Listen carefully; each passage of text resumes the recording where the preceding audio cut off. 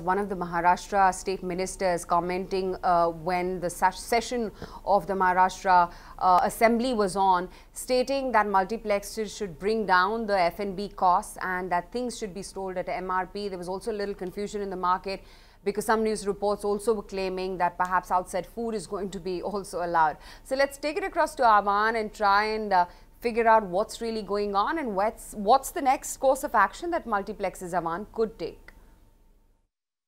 Well, today in what came as potentially good news for customers but not for multiplexes, a comment was made by Maharashtra State Minister Ravindra Chauhan saying that they would be potentially allowing food inside movie theatres from the 1st of August and that the MRP of the food products that are sold inside multiplexes need to be sold at lower prices and at the MRP without hiking prices.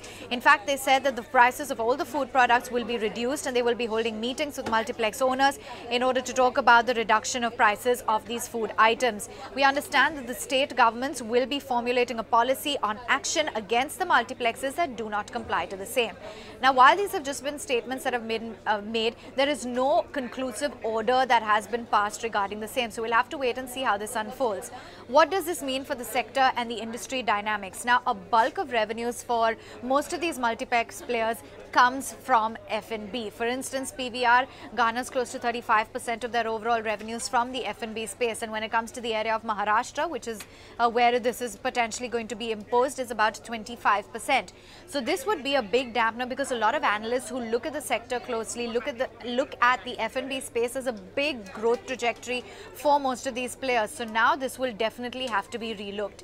Next, we'll have to see what kind of an impact this will have on the overall earnings. That is definitely going to take quite a hit on the profitability of most of these companies that are heavily dependent on F&B revenues. The overall margin implications as well will be hit. A little more clarity is required on packaged products and products that are made in-house. Is that also going to have some sort of a cap?